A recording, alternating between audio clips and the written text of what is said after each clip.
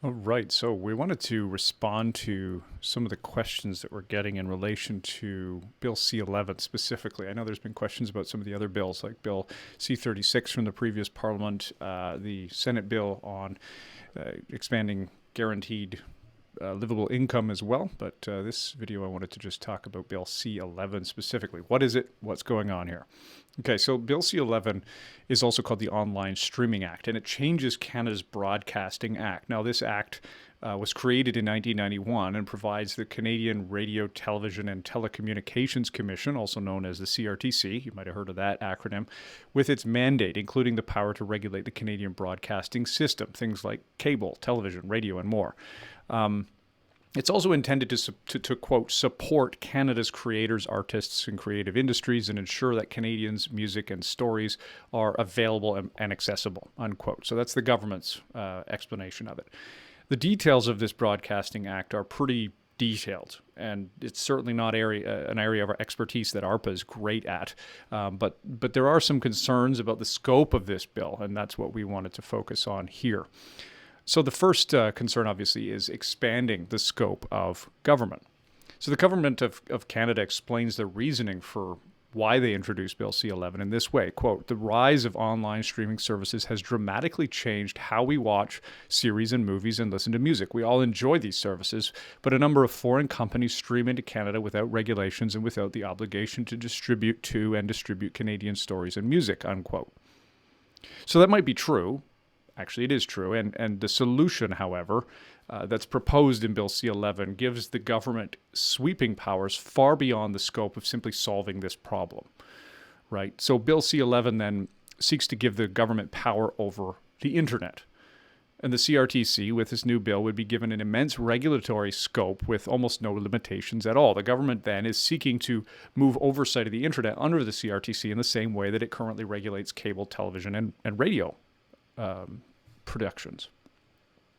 So will this affect individual users? Well, Bill C11 does nothing to protect the individual online content creator. Small Canadian content creators will suddenly be subject to a plethora of rules and regulations that they are ill-equipped and underfinanced to properly engage with. Some small content creators will face many more hurdles to being seen online by other users. And the onus then is taken off the government and placed on the individual user to prove that exemptions to the regulations actually apply to them. So one MP said this in a speech in the House of Commons, quote, this flawed legislation, Bill C11, does nothing to provide Canadian listeners with the best programs. If anything, it discourages creative programming.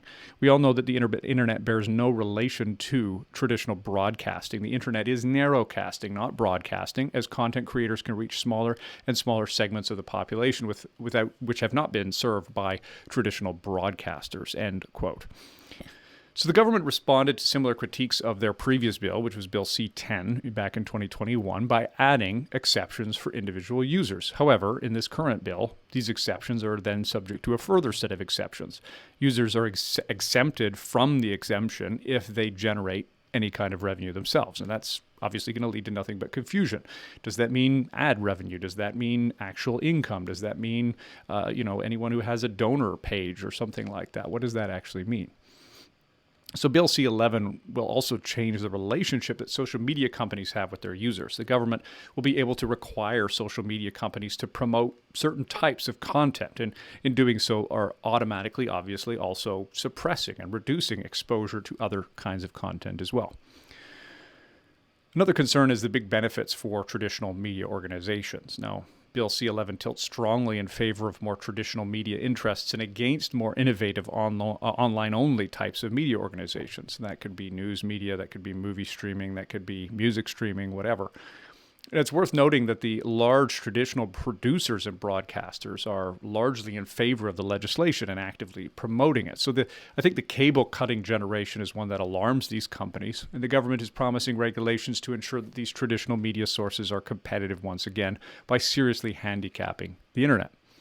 Now, Michael Geist is one of Canada's foremost experts in this area and a vocal critic of this bill, and he points out that the government is intentionally helping traditional media Here we go. Here's what he says, quote, broadcasters such as Bell and the CBC were already vocal proponents of the bill. When the minister responsible, the heritage minister responsible for regulating the sector, calls on the same sector to lobby his government and the Canadian public in support of his own legislation, the wall between regulated and regulator is obliterated, end quote. Now, obviously, that's a conflict of interest here that we should be concerned about.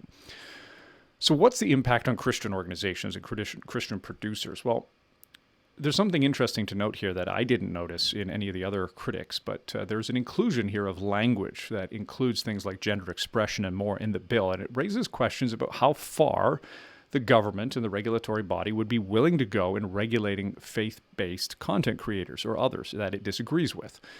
Bill C11 adds the following wording to the Broadcasting Act, quote, through its programming and the employment opportunities arising out of its operations, it must serve the needs and interests of all Canadians, including Canadians of diverse sexual orientations, gender identities, and expressions, and reflect their circumstances and aspirations, including equal rights, end quote.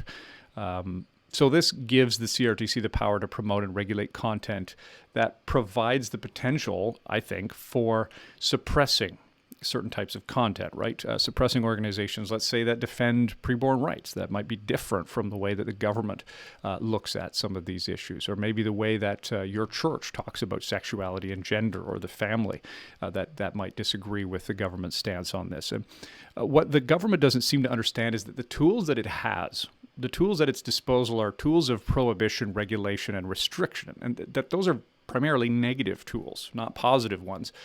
And so I think that it will almost certainly make restrictions on freedom of expression likely as a result of this bill.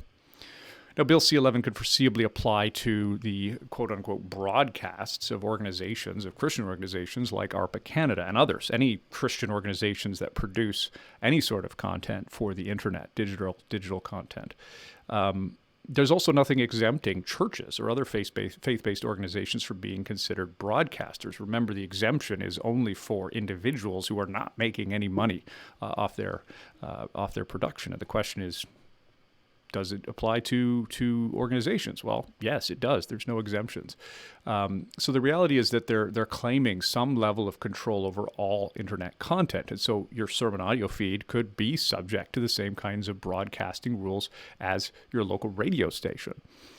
So Bill C11 gives too much power to the CRTC over the internet. It discriminates against the individual and small content creators. It puts pressure on social media companies to suppress or promote certain types of content, and subjects faith-based content creators to the scrutiny of the Canadian government. So, conclusion, it needs to be opposed. So what can be done? Well, ARPA is working on, we've actually produced now an easy mail for you to use to let your member of parliament know that you do not support this bill and would like to see them vote against it. We're also working on several other action items that will be related to this. The regulation of internet content in this way by changing the Broadcasting Act will result in a reduction of freedom of expression and will certainly unfairly pressure individual and small up-and-coming content producers. So you can go to arpacanada.ca for more. You can read the full article there where we go into analysis of the specific concerns that I've mentioned here. And you can also find the easy mail available there at arpacanada.ca. Also keep tuned there for any upcoming action items in relation to this issue as well. Thanks so much for watching.